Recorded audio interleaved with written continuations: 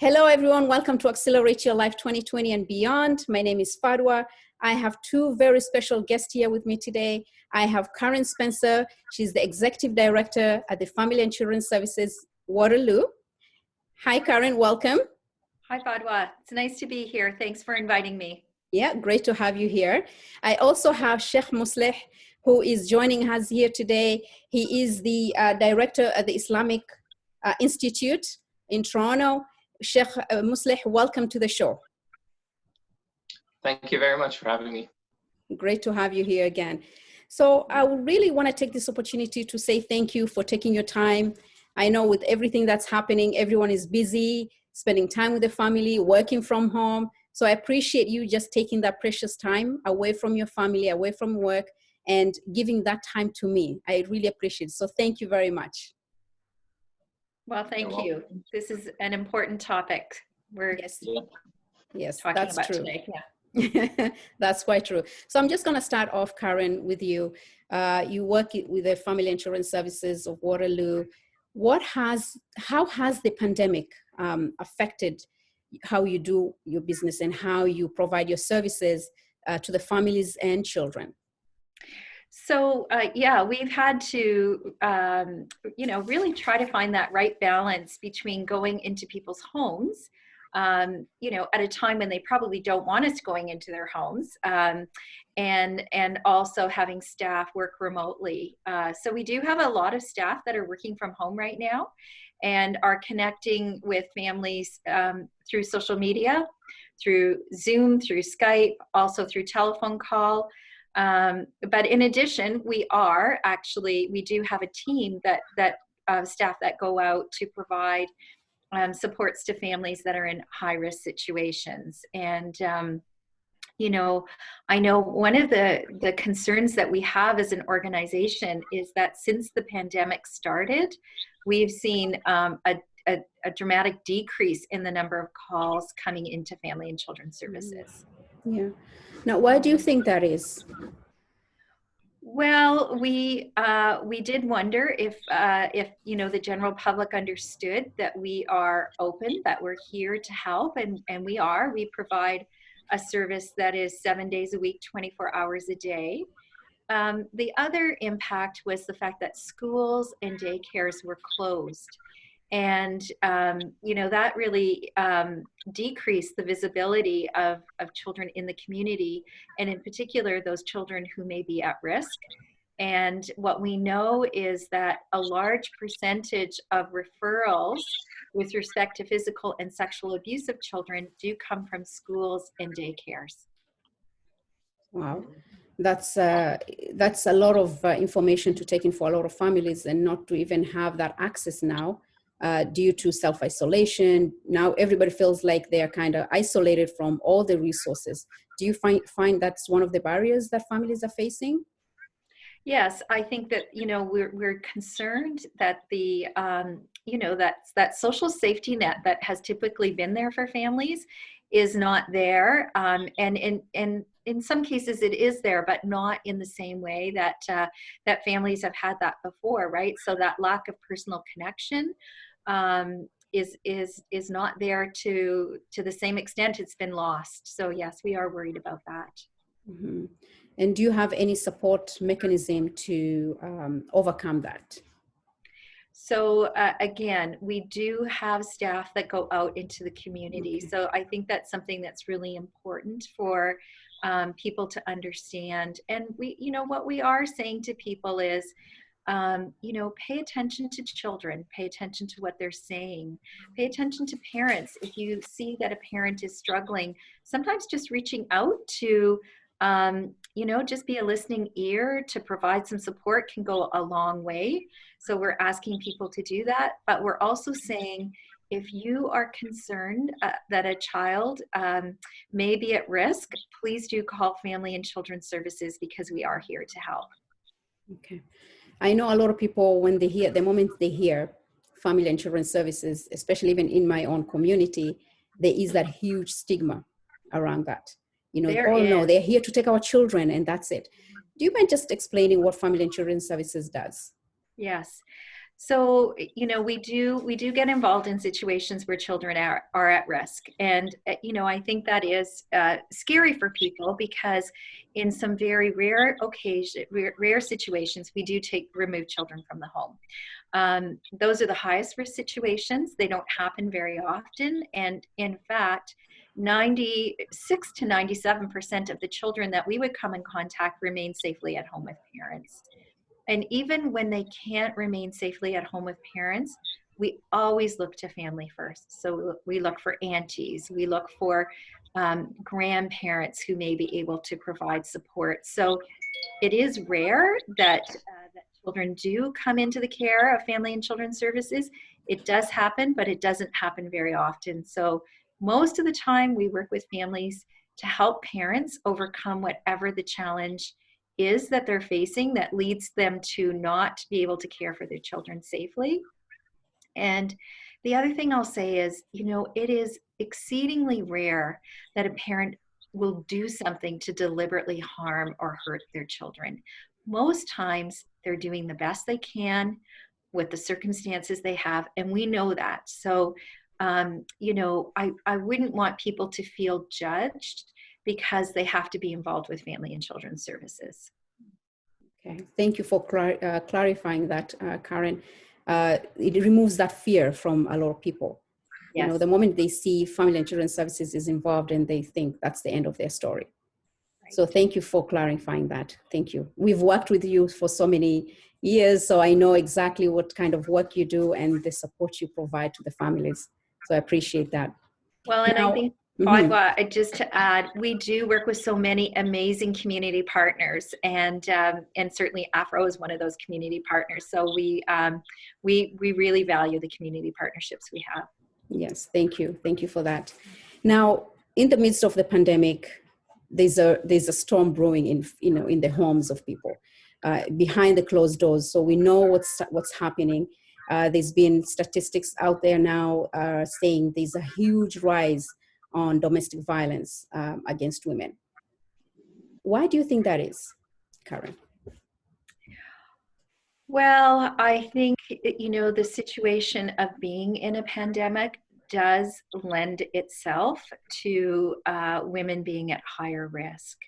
And, we do know that, where there is intimate partner violence, domestic violence, there often are some power and control issues on behalf of the person who is abusive in the relationship. And, because there's lack of resources and social isolation, women will be at greater risk because they don't have those supports. And they are being isolated in their homes. Mm-hmm. Thank you for clarifying that, Karen. So Sheikh Musleh, I didn't forget you. I'm here. No, I'm coming to you now. Coming from a place of minority in our own communities, domestic violence is it's like one of those things that we don't talk about, or we shun away from, or we stay away from.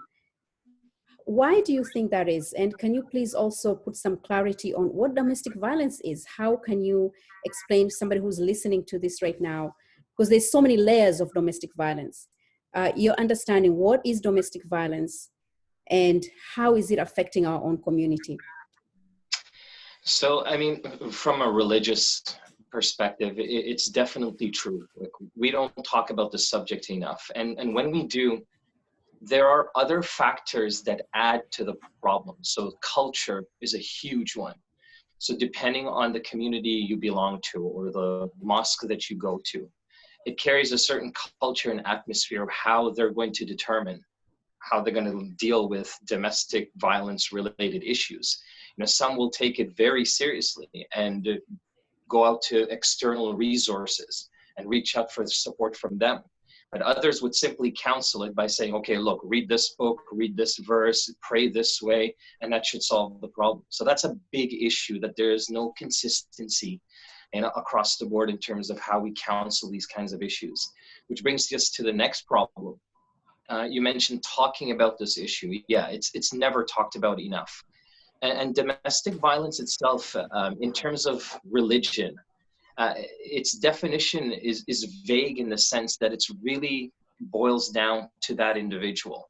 That if they feel they're being verbally abused and emotionally put down, and they feel unhappy, they feel that love, care, protection, all of those things have either been taken away from them, or it's difficult for them to have that kind of nurture. All of these things could be a form of domestic abuse or violence to an extent. I mean, the extreme ones are obvious, but in terms of how clear definition, it really boils down to that individual. So this is why our message has always, excuse me, has always and forever been that if you ever feel the need to talk to somebody, to reach out to someone, to gain support in whatever capacity you need, reach out. And then that's been the message that we've tried to project as best as we can. Mm-hmm. Well, thank you very much for clarifying that, Sheikh Musleh. Usually we associate domestic violence with just physical abuse. But there's so many layers and layers and layers upon layers of domestic abuse. And this is one of the things we need to actually bring it out.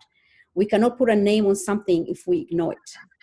We cannot put a name to it if we just brush it off. And this is the time for us as a community to come forward and say, okay, you know, enough is enough. This is something we need to address it out in the open. As bad as it is, as ugly as it is, we need to come forth and actually address it. Yes. And even religiously, we're encouraged to do that. I mean, the Quran, our religion, teaches us to be vocal about this kind of abuse, and there is zero tolerance for it.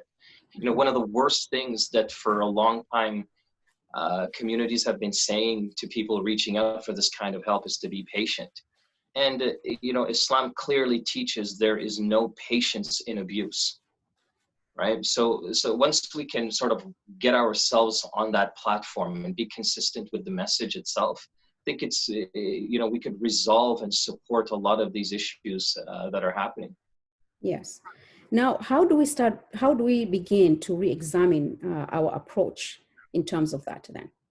Sheikh. So there are a number of moving parts, you know, in the Islamic community, and it starts up really at the head, the management, to look at providing these kinds of support, social services, and that it being part of how we construct the way a religious institute performs and runs. You know, when we think about a mosque, we think about, okay, weekly lectures, some classes, some dinner events and things like that. But rarely we think about, okay, we need to have a department for marriage services, domestic issues, depression and anxiety. So the whole format of how we construct and run our mosques has to be revamped so that this is a priority just as much as everything else that we need. Then secondly, it's about having qualified people. Just in Toronto alone, Fadwa, I mean, I would easily say about 85 to 90% of imams are not qualified to counsel any form of abuse, really. And they rely on things that they've studied, things that they've read in order to answer and give some direction on how to deal with that. Mm-hmm. That's really outstanding, Sheikh. It's just how can you support someone when you yourself are not qualified enough to, you know, to have the information, you know? And do you think this is one of the barriers maybe victims are not able to come forth? One of them, yeah, but there are other barriers as well. It's accessibility as well. Keep in mind that usually imams or the leaders themselves are so overwhelmed with the list of duties that they're required to perform and the pressure that the community expects from them. So to add now other responsibilities that they're not qualified to do, it becomes a very overwhelming situation. So if it doesn't come from the families that need that help to say, okay, well, you know what? I try to get in touch with that mosque or that institute, but nobody ever answers my calls. Nobody is ever responding. I can't get an appointment, so just forget it. Or even it comes from the imam or the leaders where they say, look, I don't have the time. The next appointment I can give you is 3 months down the line, if possible. So just so many different moving parts need to be revamped and relooked at. Mm-hmm. And that's one of the areas people look out for support. what would you suggest as family members or friends or community members to get involved and support? Because one of the things I know, especially even in our community, the stigma around domestic violence. As soon as the victim or the woman comes forward and mentions this, she's completely shut off and shunned. So she cannot even begin to speak. The moment she speaks, there is no support. So what are the things you would suggest to somebody who is struggling, who's not able to get access to the masjid or to the mosque or to the leaders? What would you suggest to such a person? Well, there are two ways to look at this, right? I personally have a problem when I have to depend on the person who's going through the abuse to project that and to come out with it. Because why? When you're being abused, you're almost always silenced. You're intimidated. You're scared. And so one of the ways that we can counter that is just by connecting with people. You know, Karen mentioned that part of some of the adjustments that they've had to make is that they have people that are sent out to go out and reach the most vulnerable. And that's something we should really consider and take seriously, to reach out, to call. If we get an email from an individual or a call about abuse or something related to, there should be some sort of follow-up with families like that. So it's a two-way street. But if that's not available, coming down to the actual families then that need this kind of support, if they feel that it's difficult or uncomfortable to go out to an institute and reach out for help, then hopefully what I would encourage all of them to do is just reach out to the people closest to them and encourage them that they can speak on your behalf and reach out to us or to any organization out there. And that's actually the last thing that I wanted to mention, is that not all the help is found just in religious communities. There are professionals out there that Islam encourages you to utilize. So get support wherever it is that you can, however it is that you can. Thank you for clarifying that, Sheikh. Now, Karen, coming back to you, we know what the domestic violence is on the increase. What are the effects on, we see it's on women, but what are the effects that it has on children? Well, you know, it's interesting because I think the effects that it has on, you know, mothers and fathers is also, you know, impacting the children as well. So, you know, mothers who are in situations where they're experiencing domestic violence, you know, they often, you know, struggle with so many issues, fear, sometimes their own mental health issues, and that can impact their ability to be there for their children, to parent their children. What we know is that children, you know, live in fear. Oftentimes parents will say, well, we don't, you know, there was, an argument, but we don't think that the kids heard that. And often we find that they did hear what was happening, that they know what's going on with their parents, that they are frightened. So that's very important. And then the other thing that I think I would say is that, in addition to living with fear or maybe having parents who are not there available for you emotionally, we also worry about the role modeling that's happening, particularly for young boys. I mean, it's not always the case, but most often domestic violence is perpetrated against women by men. So we are concerned about what boys are learning about relationships and how to treat women. And I think that's really important for us to think about too when we're thinking about the dads, right? The men who perpetrate violence, that there needs to be, not that we ever excuse the behavior, but it is helpful to look and see and try to understand what's underneath that behavior. And to help the men too, right? That it's important that that they're being counseled, that they're being provided with some support, because ultimately, where it is safe to do so, we would support, families remaining together, as I had talked about earlier. Yes. Well, thank you for sharing that, Karen. We know that, a family that has affected children, children, they're very smart. Mm-hmm. They know, they pick on the energy, they pick on every little thing that happens at home, and they take that with them they grow into adulthood and they become what they see, what they've experienced. So to protect them from that, it's us as adults also to learn how to speak to each other in front of our children, be the examples for our own children, the role models for our own children. Yeah. Now, my next question to Sheikh Musleh, I've had this burning question, or particular question, and maybe you may know what the question is. A lot of women, they feel, and even in just universally, people feel Muslim women are oppressed. And with everything that's happening right now, could you mind if you don't mind, just clarify, I don't feel I'm oppressed. I am not oppressed. I'm a free woman, practicing my religion freely, living in this beautiful country called Canada, and I'm not oppressed. Have I gone through domestic violence? Absolutely. In so many different layers, I have experienced it, and I have rebuilt my life. I'm grateful for that. But there is a certain stigma on women who people think they're oppressed. Do you mind just explaining the rights of a woman? That's the number one question a lot of women who are in that situation feel they don't have any rights in their own homes. Their rights have been taken away from them. What are the rights of the woman? So this is a question, Fadwa, you actually answered it by speaking on behalf of yourself, that I don't feel oppressed, and I make the choice to practice the religion the way that I want to.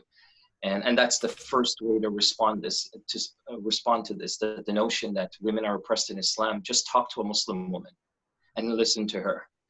Everybody's got their own issues, as you mentioned. You've gone through your own struggles in your life. I mean, we all have a story like that. But when it comes to what the religion expects out of us, it's simply talking to a Muslim or a Muslim woman.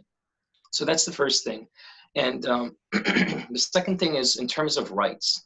I'm trying to summarize this in a way that it's concise, because the rights are just so many. And it really starts off just almost every single lengthy chapter of the Quran will either mention or allude to a right that a woman has, whether it be the right to speak, the right to inherit, the right to have a job, money, respect, love, status. And even if you never read the Quran, if you go to the biography of the Prophet Muhammad, peace be upon him, you'll notice that throughout his life as a prophet, what he did and how he stood up and fought for the rights of women. He pretty much liberated some of the worst practices in the pre-Islamic world. And he eliminated and eradicated all of this, risked his life and those who followed him, their lives as well. And some examples of that is he depended on women for security. So in other words, like he literally, when he was in the midst of a war, actually had soldiers who were women protecting him. So it showed that gender was really not a barrier for him to whatever he would find for men in terms of the support and protection. He looked for the exact same thing in women as well. And I tell people all the time, Islam would never survive. As a matter of fact, it would have never been here if it wasn't also for the contribution and the participation of women. So it's just really boils down to education. It boils down to interacting and talking with other Muslim women. And I think that once people do that, it becomes very clear, very obvious how Muslim women are free to make their choice, but where that narrative comes from, that they're oppressed and they don't have rights, that'll become very clear. Wow, thank you very much for sharing that. Actually, it's very empowering to hear that as a woman. And women need to be told that. Women need to be reminded of that they are powerful, that they are strong, that they have their own rights within their own, rights. So that's very empowering, Sheikh Musleh. I just wanted to also touch on something that I know we've been talking about women violence and children involved, but there's also another storm brewing within the midst of the storm, and that's domestic violence against men as well. And that's one of those areas that a lot of people don't talk about as well because of the stigma around it. Karen, do you mind to share maybe any knowledge you may have on that? Yeah, I think that it's true, Fadwa, that, it's harder for men to talk about abuse that they may have experienced. And while I said most, with respect to intimate partner violence, it typically is men um, that are being abusive towards women. It's not always the case. And, certainly when it comes to children, boys are at risk of abuse as well as girls. And, what we have found is, and again, no, not to say that we are ever excusing behavior, but when you look at the histories of parents that we become involved with, oftentimes you will find in their history that they have experienced some form of trauma as children and often abuse as children, which is why we're really wanting to work so hard to end abuse of children, because we know there is that intergenerational impact and effect of that kind of trauma. Mm-hmm. Thank you, Karen. Sheikh Musleh, do you have anything to add on that? Well, yeah, I mean, this is a really, really unfortunate situation that now it's extended to the other side. But sorry, can you hear me? Yeah, I can hear you. Okay. I just got an error message on the screen, but I removed it. But yeah, I mean, it does happen. It doesn't happen as often as it does towards the women, as Karen mentioned. But yeah, it is something to talk about. And when it does happen, it's important that it's vocalized and people understand. I get men that, speak to me and meet me all the time and kind of pressure me to say, hey, you know what, we kind of go through it too. And I understand where they're coming from. But when you look back and you look at both of these pictures and the history behind them, it's just incredibly overwhelming in terms of what women have had to cope with for so many years and generations. Now, in terms of what the men are dealing with, it's something new that we're discovering, as we're starting to see and we're starting to learn. So I think it's just a matter of now sharing the attention, sharing the seriousness of this, but to also understand that where most of our attention is and where it needs to be, as opposed to some of the other cases out there. Yes, that's quite true. This is one of those, especially we know the stigma around women when it comes to domestic violence. And when it comes to men, it's a different kind of stigma, because now you're talking about his manhood being threatened.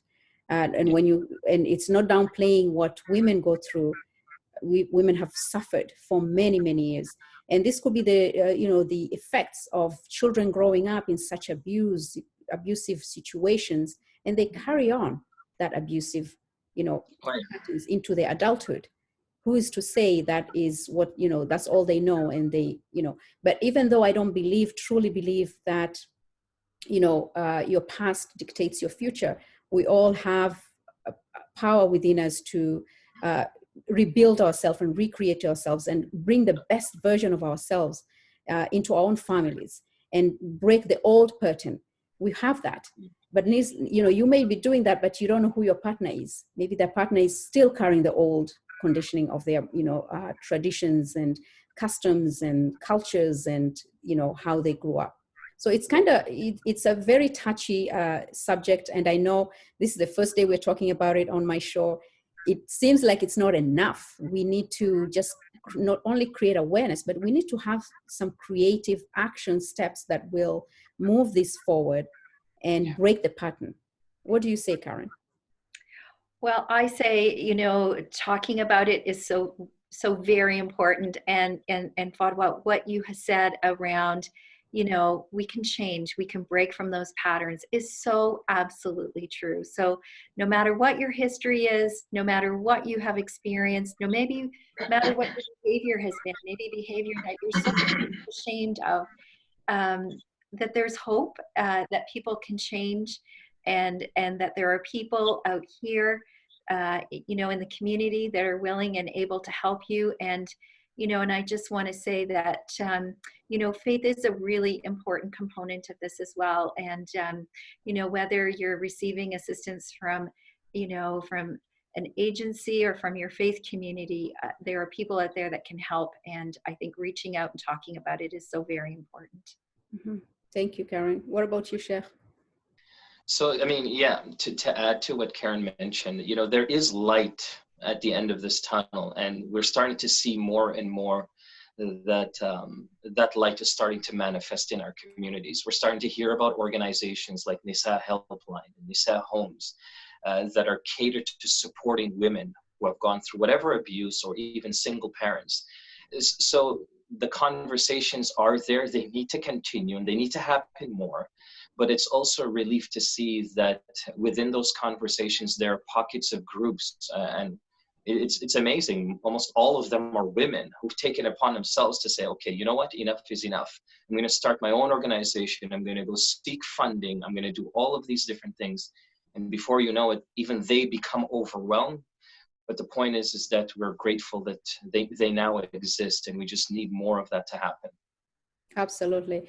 And even just to keep that dialogue going, right? Like I know, Sheikh, you mentioned you're overwhelmed, the imams are overwhelmed, but to even have partnerships with different organizations, not necessarily because you don't have all the time, but having the partnership with other organizations that can lend a hand, that can bring the expertise and the experience and the resources that not necessarily you may be exposed to in your own organization. So I just wanted to see if Sheikh Musleh and Karen, if you have your last word, last message to anyone who's listening. What's your last message to everyone who's listening? Sheikh? Oh, I was going to say, go ahead, Karen. I started you with last because I started with Karen before, so I'm giving you the honors. Okay. I guess for me, the last message for everyone out there, both from the women and men, is that if you ever feel that you're being abused, and just for especially the Muslims out there, just keep in mind that in the Quran, there's a term that's used, a universal standard measuring stick, if you like, called ma'ruf. Ma'ruf literally is that in whatever culture or society that you're living in, if something is looked at and deemed as abusive or wrong, then that's abuse. That's enough for you, that even if you don't feel it, but you're experiencing it. Because for some of you, it might be that, what's abusive to one person, oh, I can handle it. That's not a big deal. That's not the point. You use ma'ruf as your measuring stick that society says this is wrong, so you don't have to tolerate that. Okay. And so my real encouragement and final message is just to acknowledge that, see that if you're uncomfortable and you don't feel protected, that you reach out for help, that you talk to somebody, get that message out there, and we can take it from there. We can help direct you towards the right place. That's great. Thank you for the message, Sheikh. What about you, Karen? Well, I echo the message around, if you have concerns for yourself or for somebody else, especially if it's, a child who maybe cannot protect themselves, to please reach out for help. In the community, you can call Family and Children's Services. You can talk to somebody, that you're close to. Get the support that you need. I think that's so important. And I also just want to talk about partnership, because it really is, I think, so important that one organization cannot combat the violence that we have in our society on our own. We have to be a collective working together. And so I want to say that, working together is just absolutely key. And I'm just delighted to have had this opportunity, because I think that is, this conversation today is as a step in moving forward together. Thank you, Karen. Absolutely. Thank you, Sheikh Musleh. This has been a wonderful, wonderful conversation, and we start from talking about it. It's when we put a name to it and we give it power. And domestic violence is affecting a lot of people in our homes. For anyone who's listening, there's always support. There's going to be a link at the Family and Children's Services link on under the link there. You will see it. Sheikh Musleh, if you're able to connect to Sheikh Musleh or any other community organizations, you know where to find the information. Sheikh Musleh, you are another suggestion. You are the chaplain at the Toronto Police.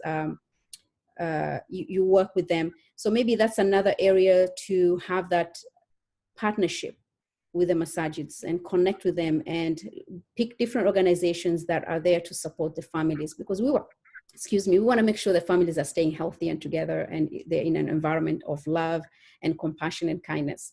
So for today, if everything is okay for you, I'm okay. I am happy to be with both of you here and everyone who's watching the show today. I pray for your health and happiness and wealth, and I'll see you soon. This is Fadwa Accelerate Your Life 2020. I hope you enjoy this. Share this, subscribe, like, and comment, and please be safe. Thank you. Thank you. Thank you, everyone. Sheikh Musleh and Karen, have a good day. You too. Thank you. Bye, everyone. Bye-bye. Nice to meet you, Karen. Bye. Bye-bye.